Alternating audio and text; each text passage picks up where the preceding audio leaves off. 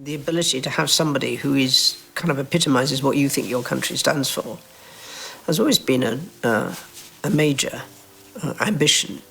He succeeds me as Duke of Cornwall and takes on the responsibilities for the Duchy of Cornwall, which I have undertaken for more than 5 decades. A fresh wave of royal drama has erupted after reports of an alleged demand by Queen Camilla's son sparked intense debate and unexpected consequences. What was expected to be a straightforward request is now being described as a major miscalculation, with Princess Anne reportedly responding in a way that has stunned royal watchers. As speculation grows over what truly happened behind palace walls, many are asking whether this incident reveals deeper tensions within the monarchy. So what triggered the controversy? And why has the alleged backlash captured so much public attention? But what weird demands could Camilla's son boldly make? What could it be? Let's know your thoughts in the comments below.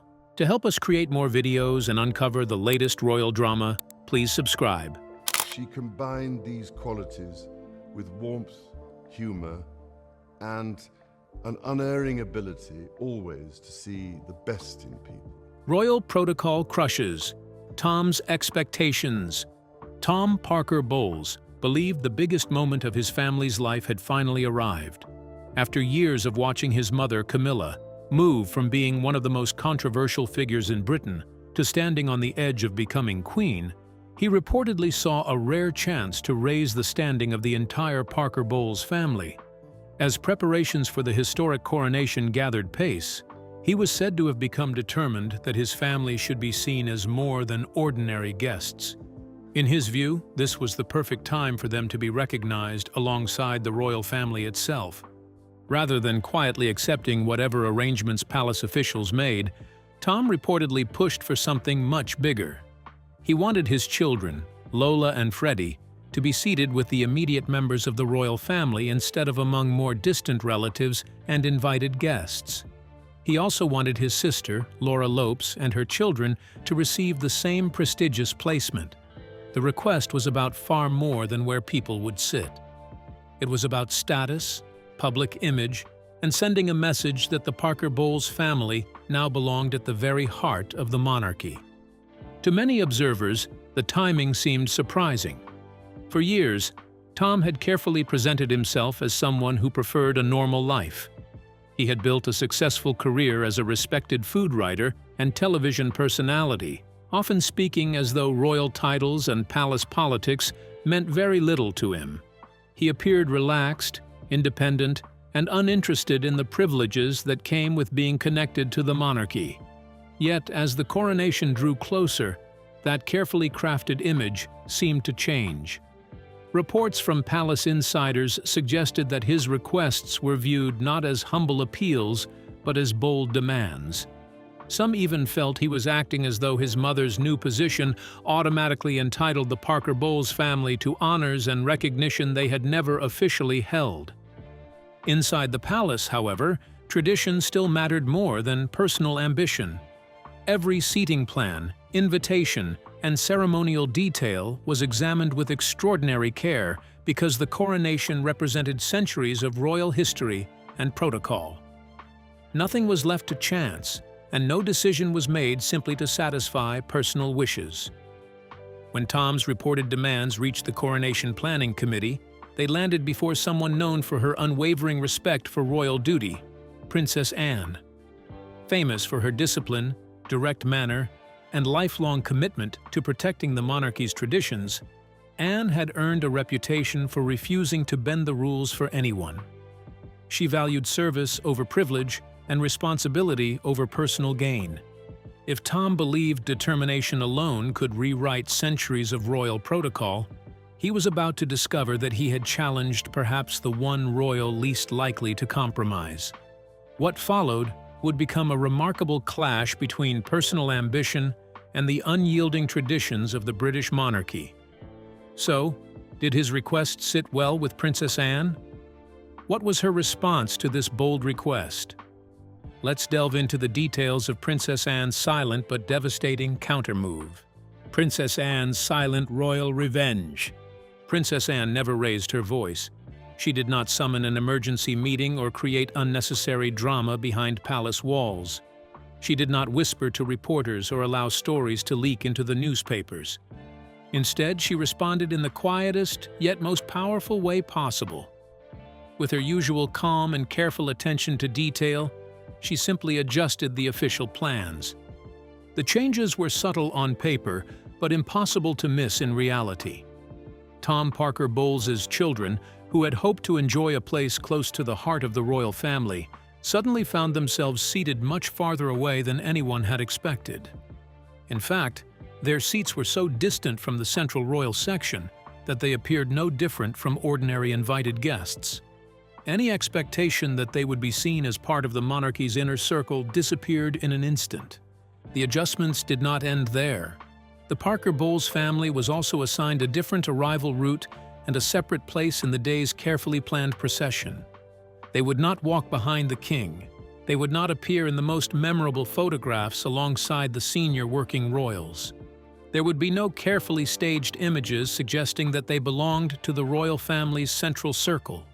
Every detail had been considered, and every detail carried meaning. Princess Anne never needed to explain her decision. The message spoke for itself. In the royal family, respect is earned, not demanded. No one receives special treatment simply because a parent marries a monarch. Long-standing traditions are not rewritten to satisfy personal wishes or family ambitions. Those unfamiliar with royal life may think a seating plan is nothing more than deciding who sits where. Inside the monarchy, however, every chair, every entrance, every step in a procession tells a story. These details reveal status, duty, and place within the institution. Princess Anne understood this better than almost anyone. Like an artist carefully placing every brushstroke on a canvas, she arranged the ceremony so that everyone who understood royal protocol could instantly recognize the message being delivered. Reports suggested that Tom Parker Bowles was deeply upset by the outcome. He reportedly complained that the arrangements were unfair and even insulting. Yet his frustration changed nothing. The plans remained exactly as they were. For Queen Camilla, the situation became especially uncomfortable. Supporting her son's complaints would have made it appear that she approved of his attempt to push beyond royal boundaries. Challenging Princess Anne, on the other hand, would have risked a confrontation she was unlikely to win. In the end, Camilla had little choice but to accept the decision, encourage her son to move on, and allow the carefully crafted seating plan to speak louder than any argument ever could. So, did Tom receive the decision in good faith? Did it affect his brand or image in any way? Let's dive into the details of Tom's public image that crumbled in real time, when status suddenly mattered most.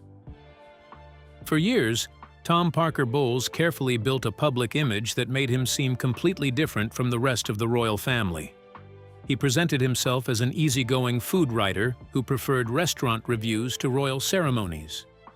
In interviews, he often laughed about his unusual family situation, describing himself as an ordinary man whose mother simply happened to marry the king. He insisted he had no interest in royal titles, special treatment, or the privileges that came with palace life. That relaxed attitude became a key part of his identity, and many people accepted it without question. But as King Charles III's coronation drew closer, that carefully polished image began to fall apart. Behind the scenes, a very different story was reportedly unfolding. Instead of appearing uninterested in royal status, Tom suddenly seemed determined to secure the best possible place for his own family during one of the biggest events in modern royal history. Reports suggested that he wanted his children to be seated in a highly visible position close to the senior members of the royal family, where millions watching around the world would see them. To palace insiders, the change was impossible to ignore. The man who had spent years insisting that he did not care about royal recognition was now fighting to obtain exactly that. The contrast was striking. His long-standing image of humility appeared to clash with actions that suggested he valued royal visibility far more than he had ever admitted. Those familiar with palace traditions reportedly viewed the demands as surprisingly bold and, in some circles, even arrogant. Princess Anne, however, was not someone easily impressed by appearances. Throughout her entire life, she has earned widespread respect for quietly carrying out her royal duties without seeking attention or personal advantage. She understood the importance of tradition, protocol, and service. From her perspective, royal recognition was not something to be claimed because of opportunity or family connections. It had to be earned through years of commitment and responsibility. Rather than creating a public argument or responding with dramatic statements, Anne reportedly handled the situation with calm precision. The seating arrangements were adjusted to reflect long-established royal protocol, ensuring that every guest occupied the place considered appropriate according to tradition. There was no public confrontation, no emotional exchange, and no headlines announcing a family feud. The decision itself delivered the message. After the coronation, Tom appeared to return to his familiar routine. His interviews once again focused on food, restaurants, and cooking. His social media reflected the same relaxed personality he had promoted for years. Yet for many observers, the events surrounding the coronation had already changed the way they viewed him. To them, the carefully maintained image of complete indifference to royal status no longer seemed quite as convincing as it once had. But why would Tom make such a bold request in the first place? What is the significance of being seated in the royal line? Let's dig into the details of what the seating chart really revealed. Tradition drew the royal line. What looked like a simple seating arrangement at the coronation was never really about where people would sit. Every chair, every row, and every position carried a message. Behind the carefully planned layout was a powerful reminder about who truly belongs within the royal family and who does not. It was not meant to embarrass anyone. Instead, it quietly reinforced the rules and traditions that have guided the monarchy for generations. The seating plan drew a clear line between those who were born into the royal family and those connected through marriage. It reminded everyone that marrying a king does not automatically give a person's children royal status. A new title may change someone's position, but it does not rewrite history or centuries of royal tradition. In the monarchy, true membership has always rested on bloodline, lifelong service, and a deep commitment to the institution rather than family connections created later in life. Princess Anne understood this better than almost anyone. After spending decades serving the crown, she has earned a reputation for putting duty before emotion. She knows that the strength of the monarchy depends on protecting its traditions, even when doing so may disappoint people. To her, every public event is an opportunity to reinforce the values that have allowed the institution to survive political change, family disagreements, and public scrutiny for hundreds of years. The coronation offered exactly such a moment. Rather than allowing the lines between royal relatives and step-relatives to become blurred, Anne reportedly ensured that those boundaries remained clear for the entire world to see. It was a quiet but unmistakable statement that the monarchy could welcome extended family members with respect while still preserving the distinction between them and those born into the royal line. When Tom Parker Bowles reportedly pushed for his children to receive places alongside the immediate royal family, the situation became more than a simple family request. It became a test of whether long-established royal customs would bend under modern expectations. Anne's reported response left little room for confusion. By placing the Parker Bowles grandchildren farther from the central royal group and carefully arranging the ceremonial procession, she reinforced exactly where they fit within the larger picture. The message reached far beyond a single ceremony. It reminded both the public and those inside royal circles that the monarchy cannot simply expand whenever new family connections appear. Respect and inclusion are possible without changing the institution's core identity. As attention gradually turns toward the future under King William, maintaining those clear boundaries may prove even more important.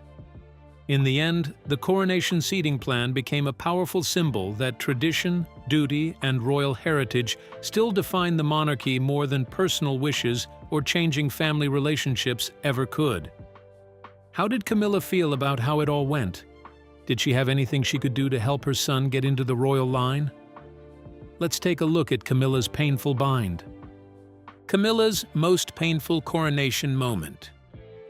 For Queen Camilla, the entire situation must have felt deeply painful on a personal level. Reaching the throne had taken decades of patience, sacrifice, and public scrutiny. She had endured years of criticism, harsh headlines, and widespread hostility from people who blamed her for one of the royal family's most difficult chapters. Slowly, through quiet dedication and years of public service, she rebuilt her image and eventually earned a measure of respect from many who had once rejected her. By the time of the coronation, she had finally arrived at the position she had spent much of her life trying to reach. But just when everything seemed to be falling into place, an unexpected family controversy threatened to cast a shadow over the biggest day of her royal journey. Instead of celebrating without distraction, she found herself dealing with a situation created by her own son. At the very event where every camera in the world was focused on her, Tom Parker Bowles' reported demands risked drawing attention away from history and toward unnecessary family drama. The position Camilla found herself in was almost impossible. If she openly defended her son, it could appear that she supported his sense of privilege and believed his requests were justified. That would only strengthen critics who had long questioned whether the Parker Bowles family expected special treatment because of her new status. On the other hand, if she publicly sided against him or challenged Princess Anne's firm decision, she could trigger a damaging disagreement within the royal family, one she knew would serve no one and would almost certainly end in defeat. So there was little she could do except remain composed. She smiled for the cameras, greeted guests with dignity, and fulfilled every royal duty expected of a newly crowned queen. Yet behind that calm expression, she almost certainly understood exactly what had happened. She knew where her grandchildren had been seated. She knew why the decision had been made. And she knew her son was deeply disappointed, even if those feelings remained hidden from public view. For a woman who had survived decades of public battles, this was a different kind of hardship. It was not criticism from newspapers or angry crowds. It was the quiet pain that comes when family decisions create private disappointment on a very public stage. There were no easy words that could erase the tension or repair the awkwardness overnight. Deep down, Camilla may also have recognized an uncomfortable truth. Tom's reported actions had gone too far. Whether intentional or not, they risked reinforcing old doubts that some members of the Parker Bowles family hoped to gain more influence or recognition than tradition allowed. In the end, there was little choice but to accept the decision, move forward, and protect the dignity of the crown. Even so, the memory of that uncomfortable episode was unlikely to disappear quickly, leaving behind an embarrassment that quietly lingered long after the coronation celebrations had ended. So, was Camilla eventually able to get Tom into the royal gathering? When, where, and how did it happen? Let's talk about Tom Parker Bowles' first Sandringham Christmas that marked a new Christmas chapter for Queen Camilla's blended family. Tom's historic royal Christmas debut. For the first time in many years, Queen Camilla's son, Tom Parker Bowles, chose to celebrate Christmas with the royal family at the Sandringham estate. While the invitation had reportedly always been open to him, this particular visit carried far greater meaning than ever before. It was not simply another holiday gathering. It was a clear sign that Queen Camilla's children were becoming more closely connected with the royal family, strengthening ties that had taken years to develop. More importantly, the invitation came directly from Camilla herself, who wanted her son by her side as she and King Charles III faced one of the most difficult periods of their lives. Tom explained that the past 2 years had been incredibly challenging for both his mother and the king. King Charles's cancer diagnosis, along with Camilla's own health struggles, had reminded the family how precious time together truly is. Knowing everything they had endured, Tom felt it was the right moment to put aside his usual Christmas plans and spend the holiday offering support to his mother during a season that carried deep emotional importance. In previous years, Tom had traditionally celebrated Christmas with his former wife and their children, enjoying a quiet and relaxed family gathering, without the strict customs and formal routines associated with royal life.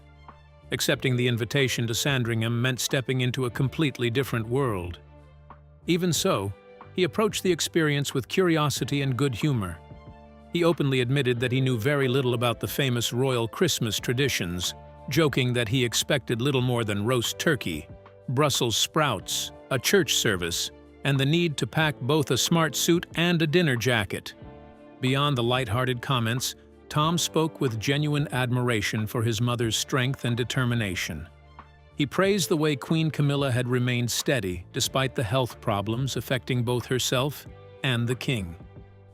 Reflecting on the realities of growing older, he observed that difficult experiences often make people value family even more, encouraging loved ones to cherish every opportunity to be together. His appearance at Sandringham therefore represented far more than simply attending Christmas lunch with the royals. It marked another important step in the gradual blending of King Charles's and Queen Camilla's families after years of adjustment. Although Tom has largely stayed away from official royal duties, his decision to join the celebrations showed that personal loyalty, family support, and genuine affection continue to play an important role behind the traditions of Britain's modern monarchy. After Princess Anne's revenge to Tom's bold request, did he ever attempt to claim any royal right or privilege? What did he think about his status in the royal family? Let's delve into the details of Tom Parker Bowles' rejection of royal titles and his claim of public backlash at Buckingham Palace if it happens. Why Tom refuses royal status. Tom Parker Bowles, the son of Queen Camilla and the stepson of King Charles III, has made one thing perfectly clear. He has absolutely no interest in becoming a prince. While speaking during an appearance on the Good Food podcast, he was asked how he would react if he were ever offered a royal title. His answer came without the slightest hesitation and was filled with his trademark sense of humor. Laughing at the idea, he joked that Buckingham Palace would probably be stormed by angry crowds if such a decision were ever made. He even described the thought as appalling, making it obvious that he believes such a move would create enormous public criticism and damage the reputation of the monarchy. Rather than seeing a royal title as an honor, Parker Bowles explained that he is perfectly happy being exactly who he is. He has built his own identity over the years as a respected food writer, author, and television personality, and he sees no reason to exchange that for a royal title. He stressed that he would much rather keep the name he has always had, suggesting that suddenly becoming a prince would feel unnatural and out of place. His remarks also showed that he understands the traditions surrounding the royal family, where titles are generally reserved for those born into the royal line or officially brought into it through long-established customs, not for the grown-up children of someone who later marries the monarch. The conversation also gave listeners a rare and personal look into his relationship with the royal family. Speaking warmly about King Charles, Parker Bowles praised him as a remarkable source of knowledge, especially when it comes to farming, food, and the countryside. He described the king as someone with genuine passion and deep understanding of British agriculture, qualities he clearly admires and respects. He also reflected fondly on his childhood and the close family life he enjoyed with his mother long before she became queen. According to Parker Bowles, Camilla loved spending time in the kitchen and created a welcoming home where cooking and sharing meals brought everyone together. Perhaps the most unforgettable story came when he recalled attending the historic coronation of King Charles in 2023. He revealed that, before the ceremony began, he was briefly allowed to hold one of the priceless crown jewels. The experience, he said, felt almost unreal. Holding an object that had been part of Britain's royal history for centuries left him deeply moved. Yet despite these extraordinary moments and his close ties to the royal household, Tom Parker Bowles remains completely satisfied living outside the formal world of royal titles, choosing family connections over royal rank. But does Tom seem to stand a chance when William ascends the throne? What does William think of the monarchy's future? Let's dive into the details of William's vision and the future of the monarchy. William's slimmed monarchy takes shape. This incident fits into a larger pattern. Prince William has been clear about wanting a smaller, tighter monarchy. He is not interested in maintaining a large court full of extended relatives with special access. He wants a focused group centered on public service and clear roles. The Andrew situation taught him valuable lessons. When Andrew's scandals became too damaging, William pushed for strong action. He wanted titles removed and Andrew distanced from public life. That showed William is willing to make tough calls, even against blood family. If he can sideline a prince, limiting Camilla's non-royal relatives becomes much simpler. William is already shaping the future. He and Kate are building their own household. They are creating their own way of doing things. In his monarchy, the focus will be on the direct line: himself, Kate, and their children George, Charlotte, and Louis. The extended family will have less room. Camilla's grandchildren are learning that lesson early. Their connection is personal, not constitutional. And in William's vision, that difference matters a great deal. Princess Anne's quiet handling of Tom Parker Bowles was a perfect example of institutional strength. She didn't seek attention. She didn't create drama. She simply used protocol like a precise tool.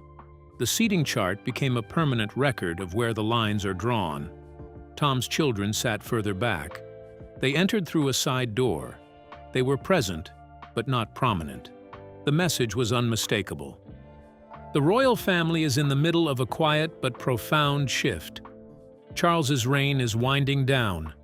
William's is taking shape earlier than many expected. In that transition, old relationships are being tested, and new boundaries are being set. The monarchy is moving towards something tighter and more focused. People like Tom Parker Bowles are learning they do not automatically belong in the inner circle just because their mother married the king. Princess Anne has spent her life understanding this truth. She serves without seeking extra spotlight. She protects the institution above personal feelings. Her decision at the coronation showed exactly how seriously she takes that duty. Tom tried to push. Anne pushed back, not with anger, but with the unshakable authority of someone who knows exactly how the system works. The royal story continues to evolve. Charles focuses on his remaining time. William prepares for what comes next. Camilla navigates her complicated position, and Tom Parker Bowles returns to writing about food, pretending the whole thing never really mattered. But the seating chart remains. The side entrance remains. The distance remains. Princess Anne made sure of it. In the end, this story is about power, boundaries, and the difference between being related to royalty and actually belonging to the institution. Tom Parker Bowles wanted more than he was entitled to. Princess Anne reminded him, and the watching world, exactly where those lines are drawn. The coronation seating chart will be remembered for years as a quiet but powerful example of how the monarchy protects itself. Some lessons are learned the hard way. Tom Parker Bowles just learned one of the hardest. So, what do you think about Tom's audacity and bold request? Do you really think he was able to understand his real place in the monarchy? We'd love to hear your opinions in the comments below. And don't forget to like and subscribe.